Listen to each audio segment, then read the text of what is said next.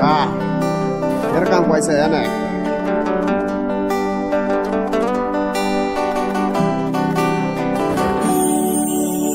Hiara kaval mutiako, sisa suluko na ni luka-luka yani cusi jarue. Vitilamba naku, kumandak sende si caru ni fiarahanga.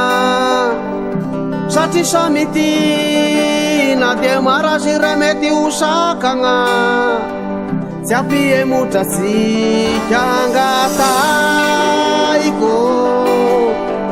Ami babanga hangata iko. Ami mamanga weti kwa yang punya litara.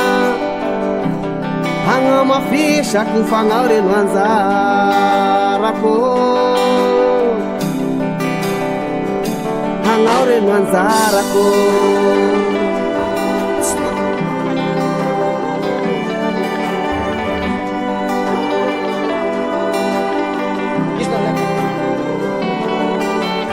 Hiara kaval mutiako, sisa suluko na ni luka-luka yani cusi jarue.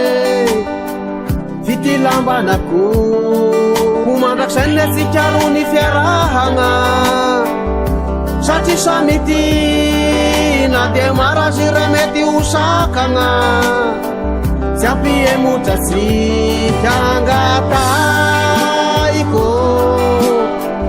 Ami babanga hangata iko.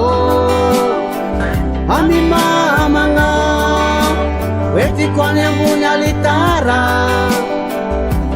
Hanga mafisha kufangare nwanzarako.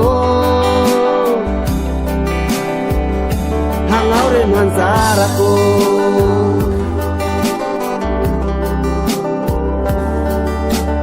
Efaela saronu fununo hapiakatana.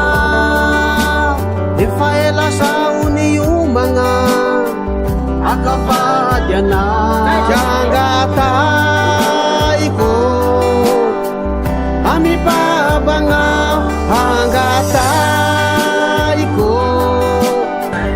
Ami mamanga weti kwa yang punya litara. Hanga mafisha kufangare nwanzarako. Hangaure nwanzarako.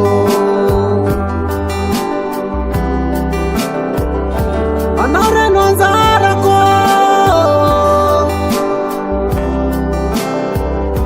Hangaure nwanzarako.